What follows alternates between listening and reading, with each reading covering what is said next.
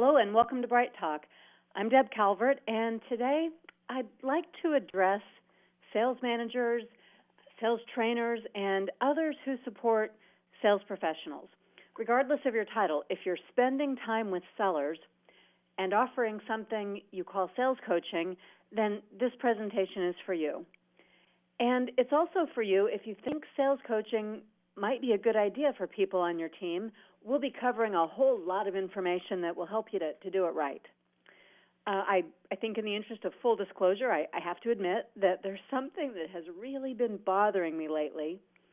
What's been bothering me is that sales managers are tasked with so many jobs and so many different roles that it's practically impossible for them to be effective, as highly effective as they want to be as sales managers and sales coaches. And then on top of that, sales managers in most companies don't get the training and development and support that they need to transition into a sales manager role. And then when it comes to sales coaching, well, there's even less training, and there's only this vague expectation that somehow they should know what to do and how to do it. So that's what this webinar is about. It's about addressing the unreasonable expectations that every sales manager or sales trainer or sales business partner is automatically capable of being a sales coach. Before we go any further, I think I will pause just a moment to properly introduce myself. As I said, I'm Deb Calvert. I'm the author of the bestseller, Discover Questions, Get You Connected, and of the award-winning blog, Connect to Sell. Be sure to link with me on Twitter or Google Plus or on LinkedIn. You'll see my handle there on screen along with my email address. What I do is I conduct sales coaching, sales training, and sales research, as well as working in the leadership space. And those two disciplines, they converge in my current work, which you may have heard about. It's the movement to stop selling and start leading. Like most of my work, it's based in research directly with buyers. In my corporate role in a Fortune 500 company, and in the 10 years since then, since I went into business here at People First Productivity Solutions, I've trained and I've coached nearly 100 sales coaches. And I've also coached hundreds of sales reps and sales managers. So I see firsthand the struggles, and I'm really sympathetic to what's going on out there. Now, there are some very valid reasons that senior sales managers want there to be more sales coaching throughout the sales organization. For example, the average ROI on an investment in sales coaching is pretty impressive. According to the ICF, the International Coach Federation, the average return on the initial investment in coaching is 7 times greater than the investment. Now, this is applicable, that statistic is applicable to all types of business coaching, like executive coaching and coaching for personal or team effectiveness. But, as you might expect, the return on sales coaching has been shown to be even higher. But there's a big if. The ROI on sales coaching is even higher if the sales coaching is truly coaching and not other activities that often get labeled as coaching. So that begs the question, what are the right sales coaching activities? And we'll keep this at a very high level for now, and we'll keep drilling it down as we proceed here.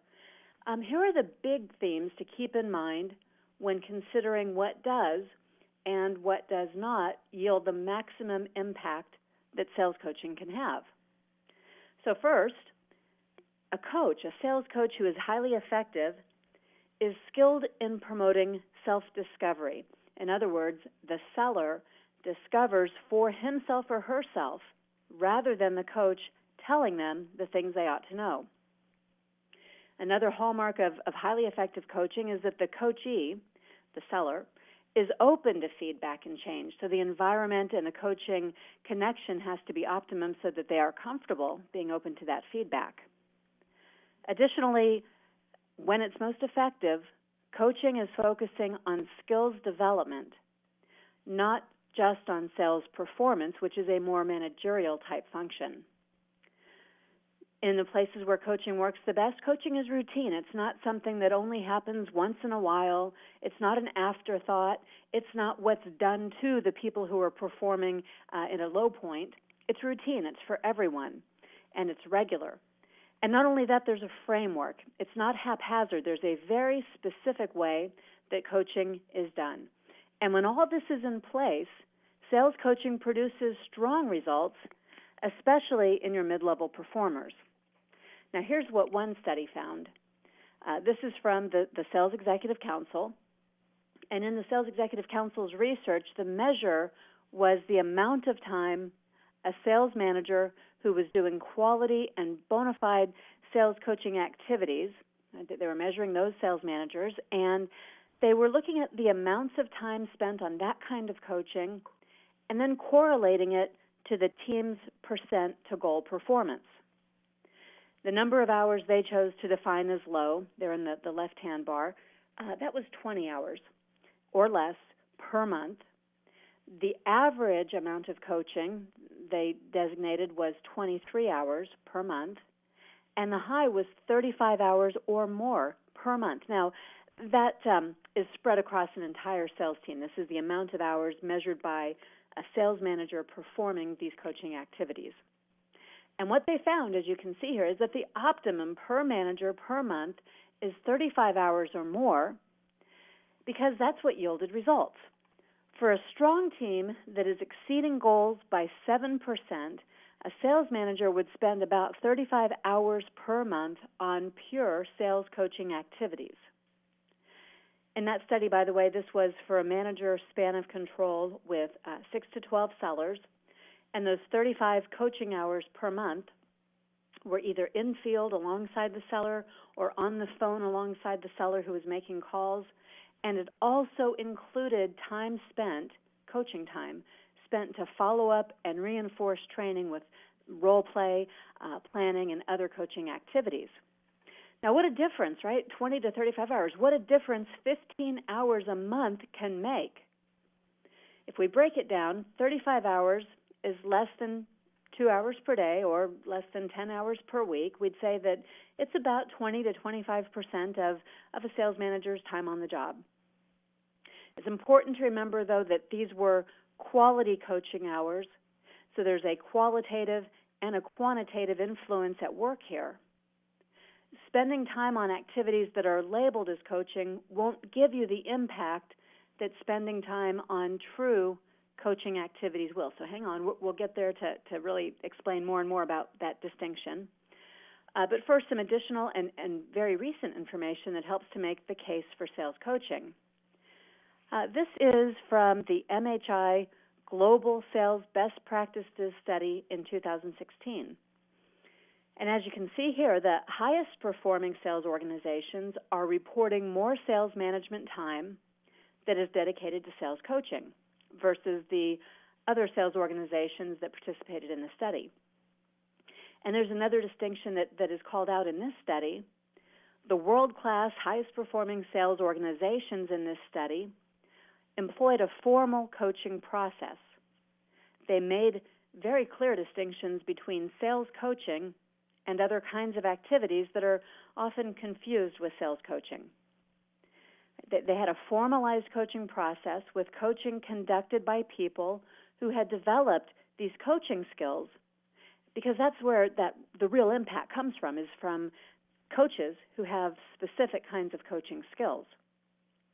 Now, interestingly, recent research from CSO Insights, their 2015 Sales Management Optimization Study, that affirms what we saw on the previous slide from the SEC.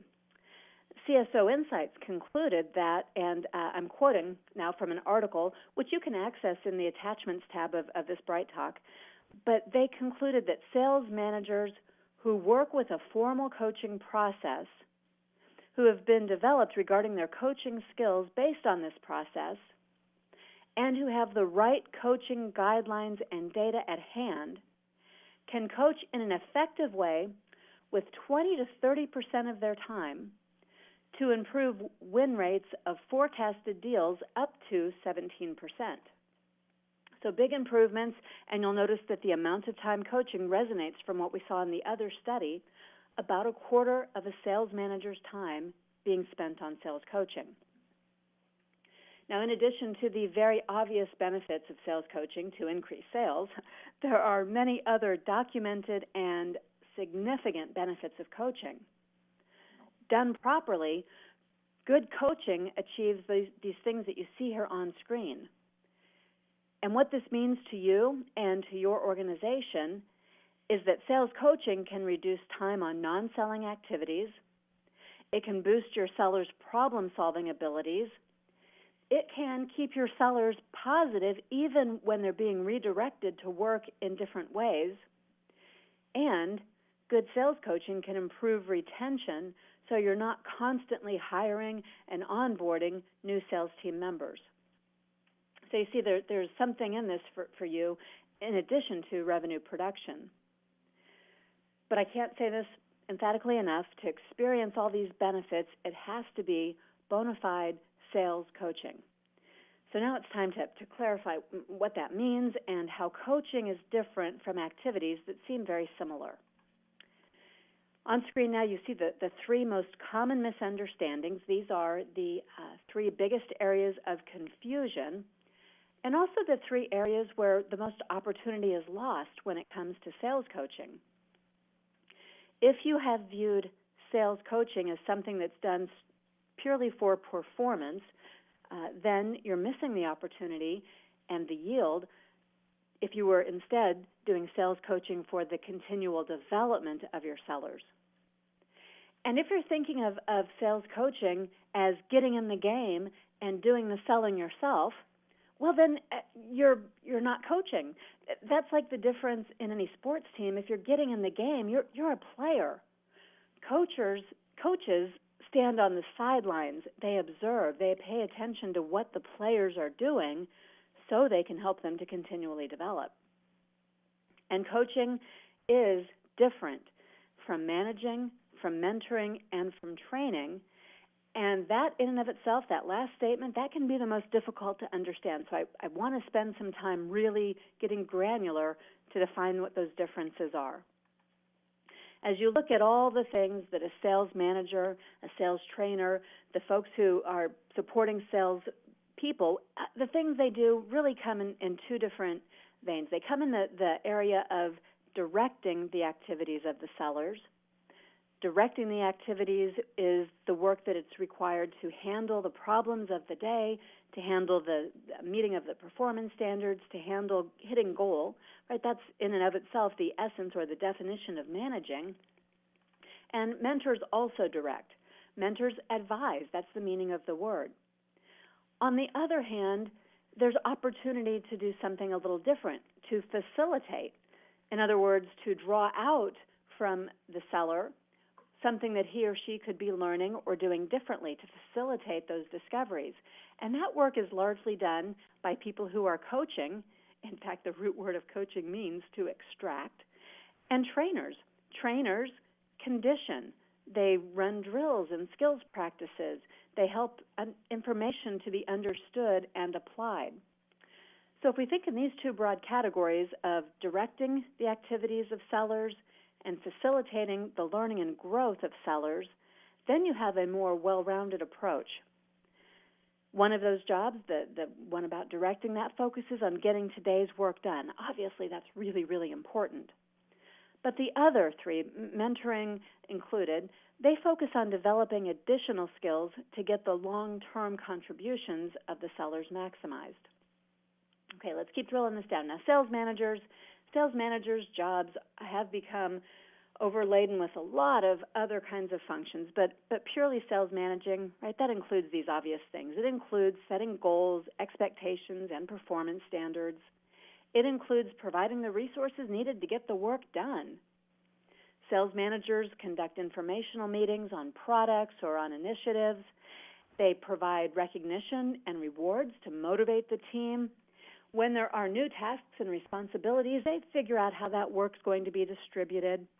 And ultimately, with all of that, sales managers focus, by the very nature of their job, on the attainment of goals.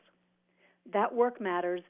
Anything else I say here is not intended to take away from this work which most would agree is the primary responsibility of a sales manager.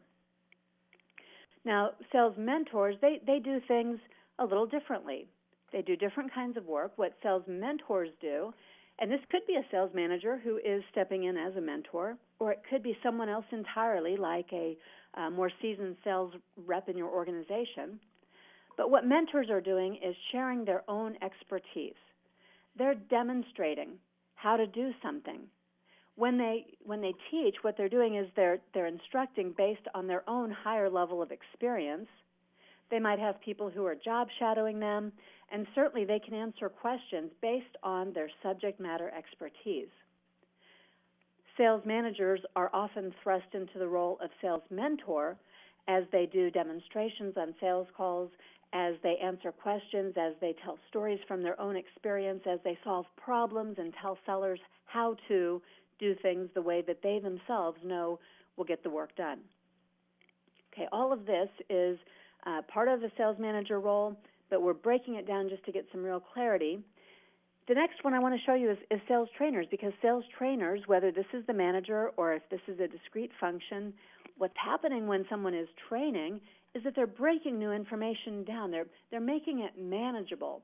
They're delivering that information, those product bits of information, the selling skills bits of information. They're delivering that in a way that it can be heard and understood and applied. They're also hopefully facilitating some skills practice so that the information being delivered can be internalized and used by the individual. And they're helping the sellers to work through and to calibrate what they've known before with what they're learning now so that they can reflect on it and integrate it into what they're going to do. Now, all of that is different from sales coaching. Sales coaches are doing something very different, and this may surprise you. It often does surprise people when I introduce this information to them because they've not ever seen an example of it. But pure sales coaching does this. A coach asks questions of the seller, and the purpose of asking those questions is to extract information that the seller already knows and to facilitate the seller having some self-discovery around new ways they could apply that information, or awareness that there might be something they don't know that they'd like to know.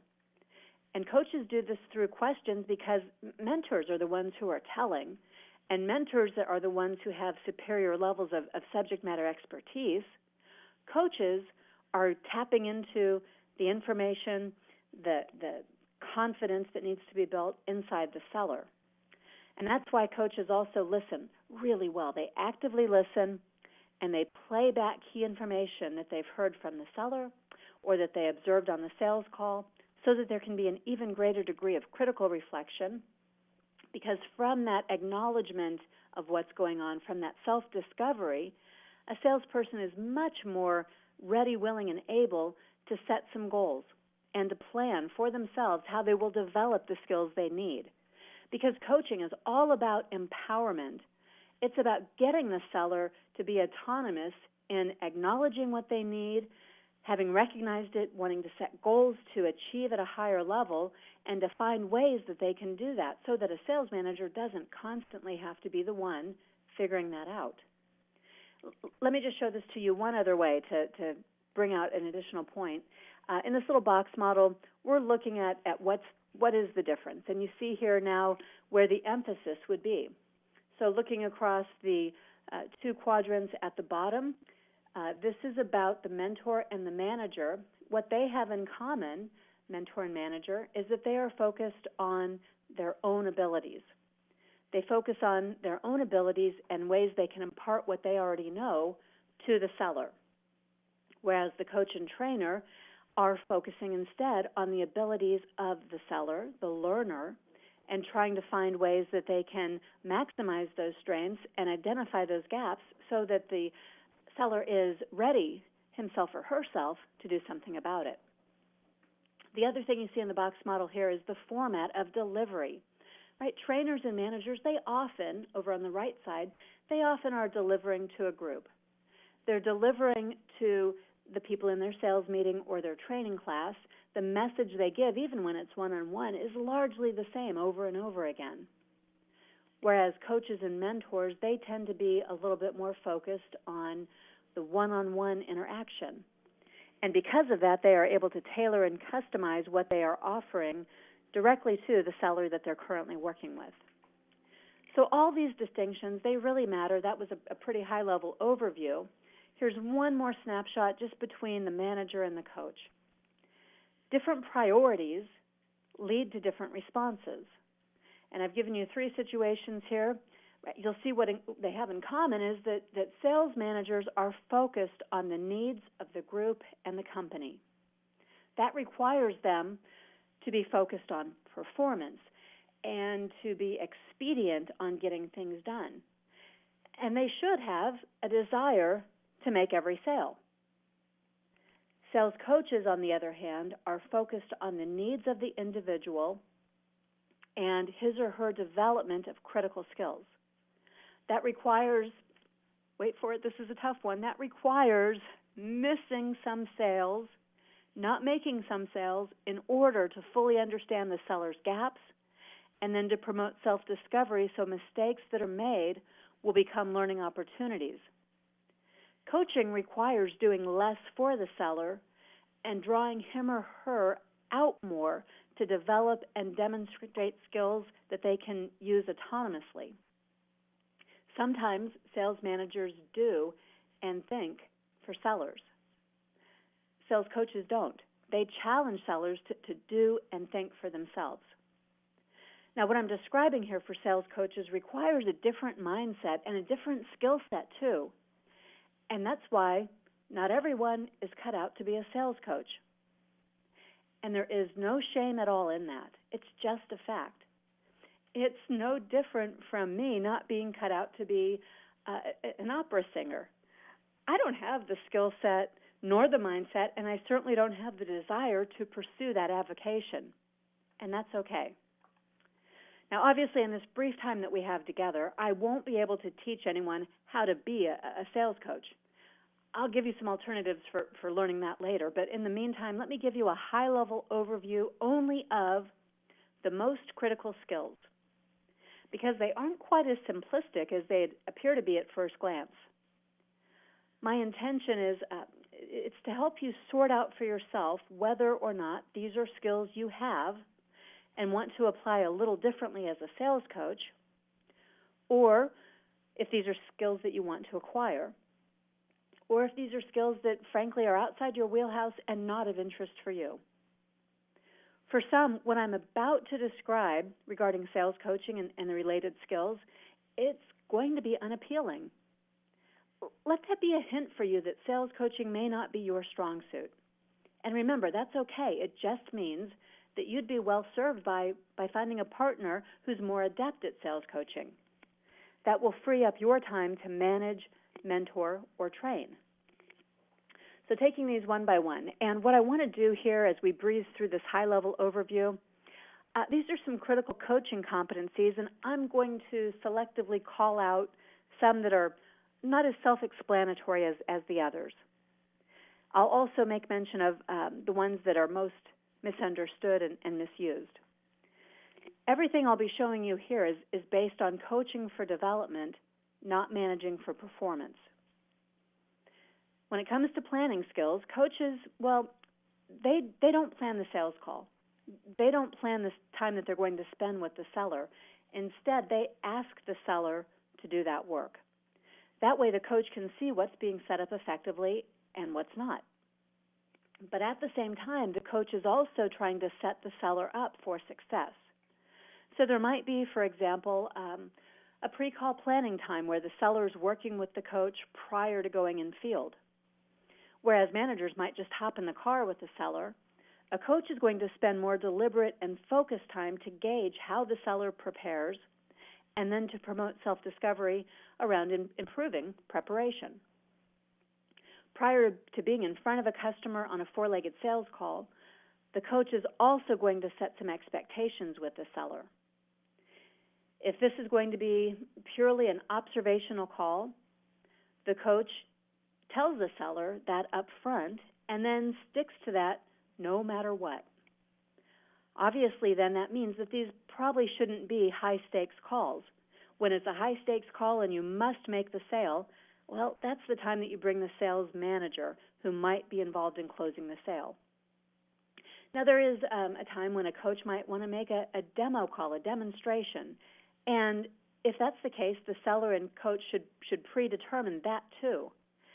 By the way, I do recommend that less than a quarter of a coach's customer-facing time be spent on demo calls. In other words, for every 4 calls that you are with the seller and the customer is on the call too, only 1 of those out of 4 or less should be a demonstration, because frankly that is what sales managers can do, and there's less learning by sellers on these kinds of calls.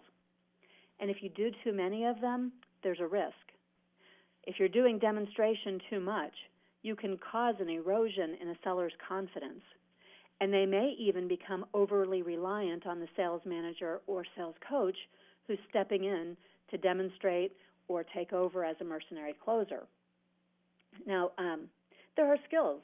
For all this strategic planning, there are skills that a sales coach needs, because this is about being proactive and not reactive. You're not going to be reacting in the moment on the sales call because you've already predetermined what your role will be. So proactively, you might also need to be prepared to bite your tongue and to allow mistakes to be made so that you can see how the salesperson is going to handle their own mistakes and have even more fodder for coaching. The next group of skills that are really, really important for a coach, and this is a big one, it's listening skills. Now, if you saw this slide and instantly tuned out, come back. But if you did, if you tuned out because you think you've heard it all before, then let that be a clue to you that you might not be cut out to be a sales coach. As a sales coach, you have to be fully tuned in and completely present right there in the moment at all times. You have to be able to pick up on subtle cues, even emotional ones. If you miss things that the seller sees, you're going to have a hard time convincing the seller that you bring value as an observer. After you observe sales calls with your active listening all the way tuned up, you'll be playing back what was said by the buyer and by the seller, and you'll need to be accurate. Hyper-focused listening is essential. Here are just a couple of tips that you might not have heard before. The best listeners focus on listening for what's different, not what's already familiar. Sales coaches who model this by picking up on things that sellers miss do a wonderful service for those sellers. They demonstrate why listening matters so much, and they inspire sellers to improve their own active listening skills. And by focusing on what's different, sales coaches are usually the ones that pick up on something the seller missed. Sales managers often aren't able to pick it up because, like the seller, they're listening for what's familiar or what's the green light that they came in hoping for. Sales coaches, conditioning themselves to listen for what's different, they see other avenues that could be pursued, or they see objections before they're voiced out loud. They have a keen insight because they have deliberately turned up their active listening and focused on paying attention to glean what's different, what's not expected.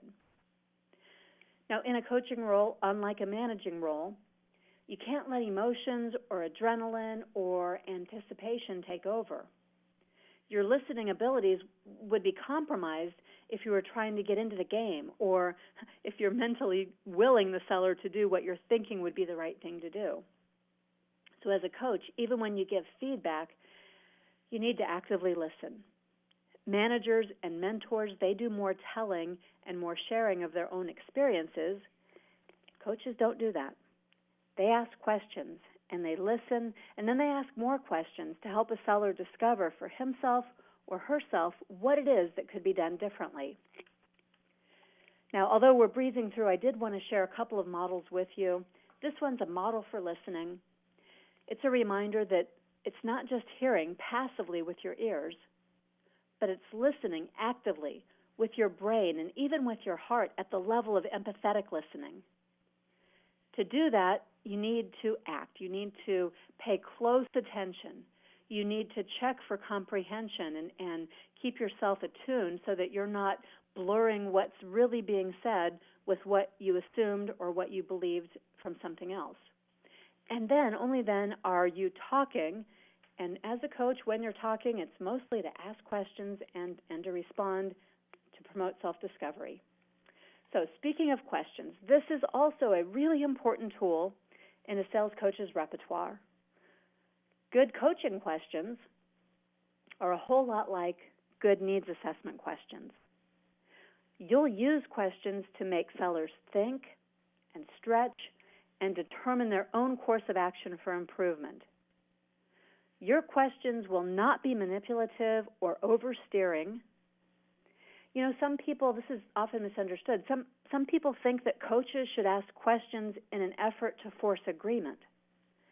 If you hear yourself asking a lot of questions that start with phrases like, don't you think it would be better to, or how about you try it this way? Well, if you hear yourself saying those things, let it be a clue to you that you might not be cut out to be a coach. Or maybe you've just never heard that those are not the kinds of questions that coaches ask. And I'll give you some alternatives to frame this up for you as we proceed. All right, so along with crafting good, thought-provoking questions, experienced and effective coaches ask questions in a predetermined order. There's a method to this. What I'm showing you now is the GROW coaching model. This comes from Sir John Whitmore, the preeminent expert on workplace coaching. It goes in this order, GROW. First, you're asking questions to understand the goal, not your goal, the sales manager or sales coach. Nope, this is the goal that the seller is going to set. And when they set it for themselves, they're going to be more likely to want to pursue it. So questions, facilitating the acknowledgement of a goal. And then R, the reality check. Well, what are the current conditions, the circumstances, the obstacles, whether they are real or perceived? What's in the way of attaining that goal? Let's talk about it. Let's work it out. And then what are the options? The O, what are the options for being able to work through those challenges so that you are able to attain the goal? And finally, once all of that is sorted out, then it's the W, what's next? And this is where the seller puts together the action plan, including the resources and the additional training they might need to access, the support that they might need from the coach or manager. These questions, asked in this order, are highly effective in getting people to take responsibility and accountability for their own growth and development. And if you're following this simple path, you can expediently move a seller from clarifying what they want to achieve to creating an action plan for achieving it. And it's all self-directed because as a coach, you asked questions. Here's one more clue that we ought to acknowledge. If this idea of others setting their own course is not aligned with your preference to tell them what to do and how to do it, well, then you may not be cut out to be a sales coach. Now, here are some sample questions. These are arranged for you in the GROW coaching model. Before the call, let's say you were doing some goal setting, and then you wanted to do a reality check to deal with any real or perceived barriers. And what you'd be talking about with your questions, the way that you'd ask them, is that these wouldn't just be a vague sense of direction, but an actual goal. And it would be a real discussion about the options. You'd be prompting the seller to think of and explore various ideas. And all the while that you're doing that, not only are you building their buy-in, but you're also helping them to gain confidence and competence so that they can work more autonomously. As you're imparting this thought process to them, you're helping them to think this way about the goals they are going to set on their own, even when you are not with them as the coach. And then you'd get to the plan. And since it comes from the seller, there's ownership. And there is a much, much greater likelihood of follow-through on these actions. And it's this sort of framework that makes coaching, good quality sales coaching, able to have the impact that it does, getting people above goal, getting higher levels of performance, getting to world-class levels of achievement. It's not the coaching, the time spent on the coaching where the magic happens. If that were true, then it would only be the sales coach who is capable. but it's the multiplier effect. It's the coaching and what it imparts to the individuals and the way that they grow and are able to attain at higher levels on a long-term basis. That's where the magic happens. All right, one more high-level skill here, our big overview, and that's around giving some feedback. Coaches ask questions primarily, but yes, they also give feedback, and there's a process for this too. And the intention to allow for self-discovery is still the same. Those same kinds of questions that you use in debriefing after a call, and that same sequence about setting goals and determining what will be different next time, right? All of that can apply here as you're giving feedback. Self-discovery is on top of the list because this is different from managerial feedback. Coaches will start by asking the seller, what do you think you did well on the call? And don't let them skip that reflection and don't let them jump straight to what they want to do differently next time. It's important to get this foundation. What did they do well? That's the foundation. It's the behavior that you might want them to recognize so they can replicate it in the next call, but it's also the platform. Their strengths are their platform on which they're going to go after their areas for development. So they need to recognize it. They need to give themselves credit for that. And once they share a couple of positives that they can remember, as a coach, you might like to add one or two. I like to state an observation of something positive and then ask a question like, by the way, why do you think that mattered in this call? Or, tell me more about what led you to do it that way. Because what I'm looking for here is the self-discovery and their ability for that positive not to have been accidental or happenstance, but so that it can become something that they use more frequently. Once they share those positives, and I've given them some feedback on one or two additional, then we are going to move into deepening the understanding of what they could do differently. We're repeating the same process. We're asking them to give one or two areas of improvement. My favorite question for starting that is just simply, if you could rewind the sales call, what would you go back and do differently? It's a non-judging way to ask, and it is pretty important for the seller to be able to pinpoint the place where things started to go awry. So this notion of being able to rewind helps them to replay and recognize the domino effect from their own actions. And then after they give some of their feedback about what they'd like to change, right, you also limit yourself to one or two additional critical key changes that need to be made.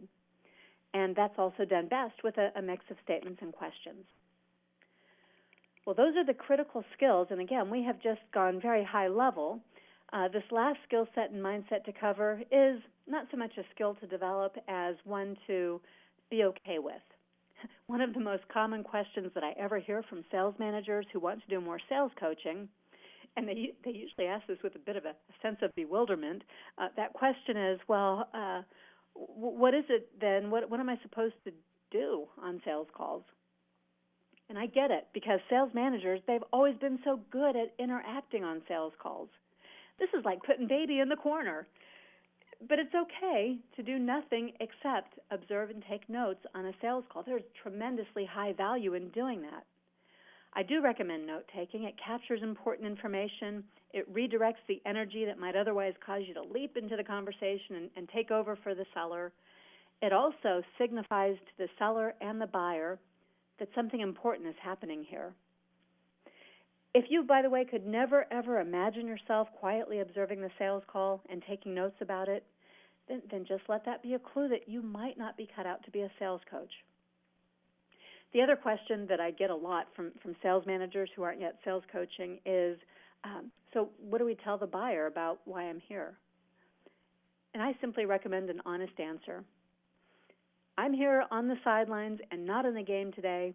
Like any coach, I can do more observing, and I can offer better feedback if I don't interact much. Keep it simple. Buyers respect this. They do not have negative reactions to people who are coaching on the sidelines. So you're taking notes about what the seller says, you're taking notes about how the buyer answers and responds, and you'll use those notes when you offer feedback. You'll be able to be more specific, you'll be able to be more helpful with notes than without them. Okay, we're thinking now about you as a sales coach. Just want to do some recap here. There are some barriers. These on screen are the biggest barriers to becoming a sales coach. Some of these may represent changes that you simply don't want to make. Some are temporary conditions that you could move through. Sales coaching will indeed feel awkward until you've logged a lot of hours doing it. Some of the things you see on screen are misconceptions. Remember, this people development is a means to an end. Coaching is proven to improve sales productivity while also developing people. This doesn't have to be an either-or. But if you feel strongly about any of these, give yourself permission not to pretend that you are coaching. You're doing other important work, managing, mentoring, or training, and that's perfectly okay. There is no shame in any of this if you're not cut out for sales coaching. We need sales managers, sales trainers, sales mentors. We need mercenary sales closers, too, at times. If you're not cut out to be a sales coach, step back and let someone else fill that role, working as an extension of you. Don't deprive your sales team of this valuable support and development. Don't cheat your organization of the improved performance that sellers could be delivering if they received true sales coaching. And if it's not you, well, bring in a trained and certified professional who has logged the hours and gotten the professional credentials. That will help ensure that you get the maximum ROI possible. You can aim for 7 times your investment according to the International Coach Federation. An ICF certified coach has put in the hours and received the training and earned that credential so that they can truly help your sellers.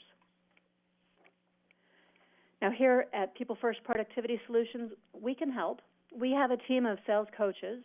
We have a great referral network, and we'd be happy to help find someone who is highly capable and qualified in your backyard, in your industry, whatever's going to be right for you.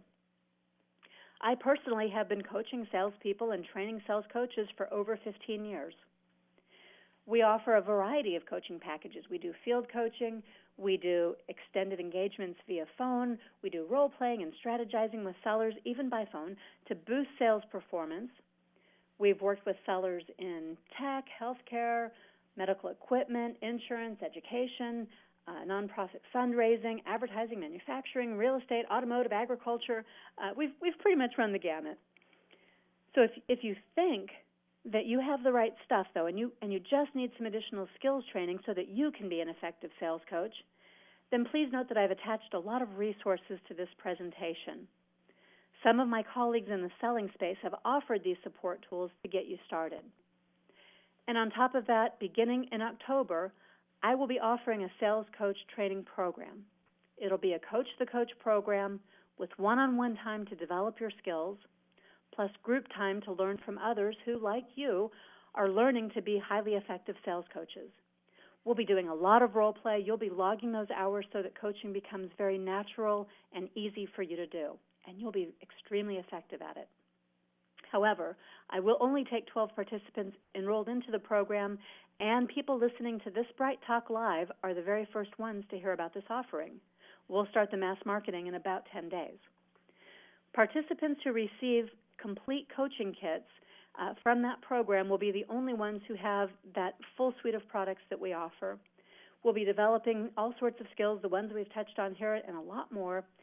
That program is going to be ideal for sales trainers and sales managers who just want to make a greater impact on sales numbers. So here's what to do. If you think you're interested in that program, just email me directly at the email address you see on screen, debcalvert@peoplefirstps.com. I'm not going to spam you. You won't be receiving a lot of annoying emails about this. I know the program's going to fill up pretty quickly. I just need a way to get information directly to anyone who's genuinely interested in learning more about this. Okay, with that, I want to wrap up. I think we have time for just a couple of questions. I've been trying to weave them in as we've been going here, but these seem like a couple of good add-ons here. So the first one is, are you saying that sales managers cannot also be sales coaches and must only be managing all the time? Now, I may have answered this, but I think it's probably good if I'd be very explicit in my response. No, I'm not saying that at all. Some of the very best sales coaches I've ever known had the job title of sales manager. But they were able to wear both hats and to morph into whichever role was appropriate in a given situation. Those sales managers who are also really good at sales coaching, they understood the differences and they pursued training and skills development to acquire sales coaching competencies. To me, that's actually the ideal solution when and where it's possible. The results in improved seller performance prove that this is a good course for a sales manager to pursue. But I also know that not all sales managers are cut out to be sales coaches. That doesn't make them bad sales managers. When people who are really good sales managers bring in really good sales coaches to complement them, those results are also compelling. So I guess my answer is this. There are multiple ways to get the results that sales coaching can provide, through the sales manager or alongside the sales manager. And one more question is, how much time should be spent on the other, not coaching roles? I think that one probably came as a result of the 4 roles I outlined: coaching, managing, training, and mentoring. And that answer, it's going to be unique to every team. But what works is if you start by allocating the coaching time, dedicate about a quarter of your time to pure coaching activities or bring in someone else who can allocate that amount of time, then mentor or train according to the needs of the team and individuals, and then you'll have to spend 50% or more of your own time, if you're a sales manager, on traditional sales management work. So you can delegate away the coaching and the training and the mentoring, but you have to do the traditional sales management work, the reports, the forecasts, the goal setting, the hiring, meetings, and all the rest of it. Okay, well, the clock says we need to wrap up, so please access the attachments. They'll help take you to the next steps that you need. Email me if you'd like to grow your own sales coaching skills and boost sales production as only sales coaching can. And join me again here on Bright Talk September 7th. We'll be talking about how well-intentioned sales managers may be disabling instead of enabling their sales teams. Look forward to talking with you soon.